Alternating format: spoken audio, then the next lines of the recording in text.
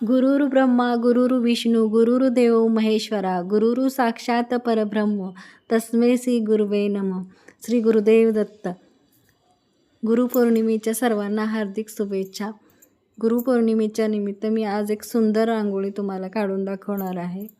आज मी गुरुपौर्णिमेच्या दिवशी सत्यनारायणची पूजा घरी करत असते. जास्त मोठी करत नाही आहे, पण मी जर त्या पौर्णिमेला करते. असा मी नियमच केला आहे म्हणून करते. बघा, ही 5 टिपक्यांची आहे.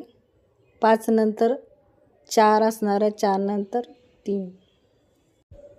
खूप सुंदर रांगोळी आहे ही. अगदी काढायला पण एकदम सोपी आणि टिपक्यांची आहे. त्याच्यामुळे शेपमध्ये असणार आहे तुमची रांगोळी.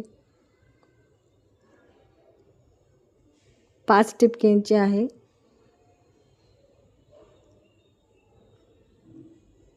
नंतर 4 नंतर 3 अशा आहेत. मध्ये गोल सर्कल काढलेलं आहे बघा. त्याच्यानंतर हे टिपक्यांची रांगोळी असेल ना, ती खूप सुबक दिसते. अगदी स्ट्रक्चरमध्ये असल्यासारखं, शेपमध्ये असल्यासारखं दिसते.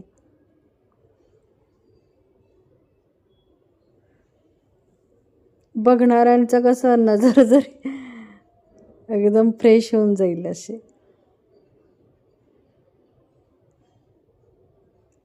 रांगोळीचं हेच तर महत्त्व असतं. रांगोळी काढल्यानंतर पहिला घरात एंट्री करायच्या अगोदर जे रांगोळी बघितली की त्यांचं कसं माइंड फ्रेश होतं, प्रसन्न होतं त्यांचं मन. आणि मग त्या प्रसन्न मनाने घरात प्रवेश केला जावा म्हणूनच असेल काहीतरी रांगोळीची संकल्पना.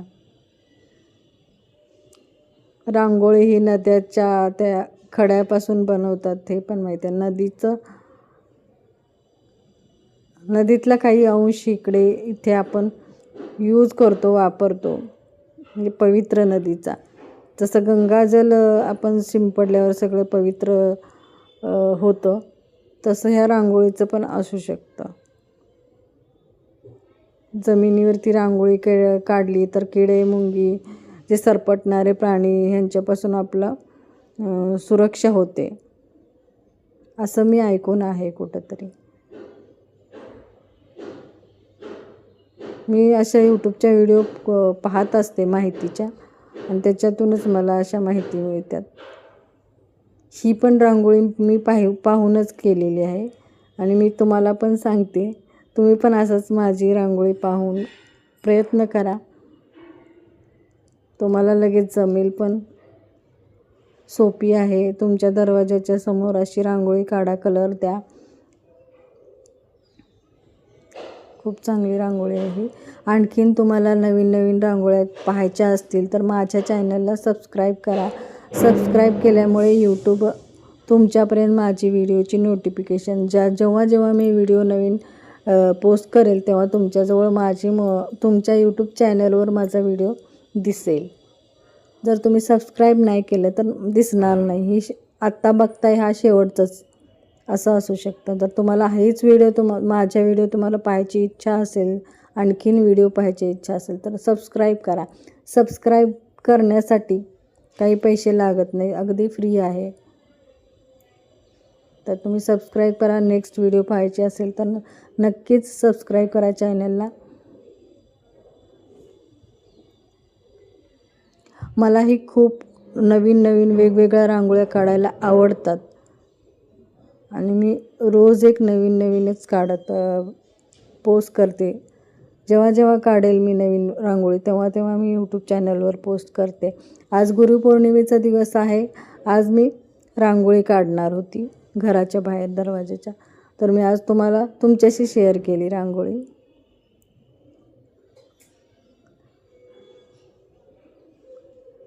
गुरुपौर्णिमेच्या दिवशी मी सत्यनारायणची पूजा करत असते. जर त्या महिन्यात मी सत्यनारायणची पूजा करते. ही माझी काही मोठी सत्यनारायणची पूजा ती असते, वास्तुशांती वगैरे त्याच्यासाठी असते, तशी नाही करत मी. अगदी साधी करते. साधी जर त्या महिन्याला असते आणि साधीच करते मी पूजा ती. पण माझा तो एक नियम आहे असं समजून मी प्रत्येक महिन्यात करतेच. न विसरता करते मी. कधी विसरली तरी दुसऱ्या दिवशी किंवा त्याच्या तिसऱ्या दिवशी करतेच. 2-4 दिवस मागे पुढे होतात, पण मी नक्की ही पूजा करते, सत्यनारायणची पूजा. एक ठरवलं की ते करायला सोपं पडतं. मग मी हेच ठरवलं की मी दर त्या महिन्यात सत्यनारायणची पूजा करणार. मग करणार ते करता. बाकी काही करायची मला जरी जमलं नाही तरी एक तरी गोष्ट आपल्या नियमाने जमते, त्यातच समाधान मानायचं. मग हे बघा, ही रांगोळी कलर दिल्यावर तर इतकी चांगली दिसते ना बाहेरून, अशी नाजूक पण वाटते अगदी. खूप नाजूक आणि असे एकदम भरीव मस्त वाटते, आकर्षक वाटते रांगोळी खूप.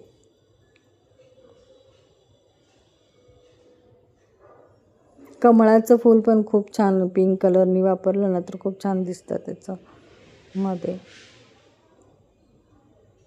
तुम्ही मी अशा रंग भरलेत ना, ते तसे तुम्ही मध्ये जे आहेत ना ते लाईन त्याच्यामध्ये पण तुम्ही भरू शकता कलर. पण मी सगळंच काही कलरिंग केलं नाही, 2च कलर केलेत, अगदी फुलांनाच फक्त केलेत. ते शेडमध्ये कलर दिले ना तर आणखीन चांगलं वाटतं, की म्हणजे अर्धं दुसऱ्या कलरचे आणि अर्धे दुसऱ्या कलरचं, असं शेडमध्ये कलर कॉम्बिनेशन वापरून केलं ना खूप भारी होते. की माझी मुलगीला मी कलर द्यायला सांगते, जेव्हा असं काही सण असेल, माझी मुलगी घरात असेल तिला नक्कीच कलर द्यायला सांगते. इतकं छान कलर कॉम्बिनेशननी शेडमध्ये कलर देते ना, की माझी रांगोळी अशी साधी असली तर तिनं कलर दिले म्हणून इतकी भारी वाटते ना. ती मी ओळखत असते तिला जमते ते, मला ओळखायला येतं. मी 1-2दा सांगितलं होतं तेव्हा तिनं शेडमध्ये खूप भारी असं कलर देऊन रांगोळी इतकी चांगली कलर दिला होता ना, तेव्हापासून मी तिला ओळखते की ती चांगली तिला म्हणजे कोणत्या कलरची कोणत्या कलरशी मॅच झाल्यावर चांगलं दिसतंय तसं ती यूज करून ते कलर देते ते शेडमध्ये. म्हणजे अर्धी कला जरी मला असली तरी अर्धी कला माझ्या मुलीमध्ये आहे. तिला पण काढायला येते, पण असं जास्त मागं लागून करायला लागतं, त्यापेक्षा आपण काढलेली बरी म्हणून ते काढते. कलर द्यायला मी तिलाच सांगते जेव्हा ती घरात असते तेव्हा.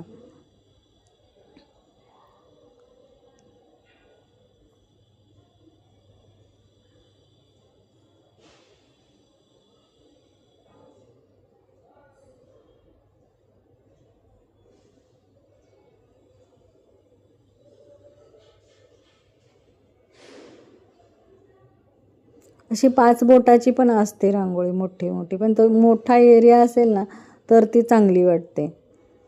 आणि 5 बोटाची काढली आणि लहान रांगोळी काढली तशी तेवढी म्हणजे असते चांगली दिसते, पण त्याच्यापेक्षा भारी अशी नाजूक काढलेलीच जेव्हा छोटी काढायची असेल ना तेव्हा अशी नाजूक काढलेली छान दिसते. ते संस्कार भारती रांगोळीचं टाईप बोलतात त्याला, 5 बोटांनी काढतात ती.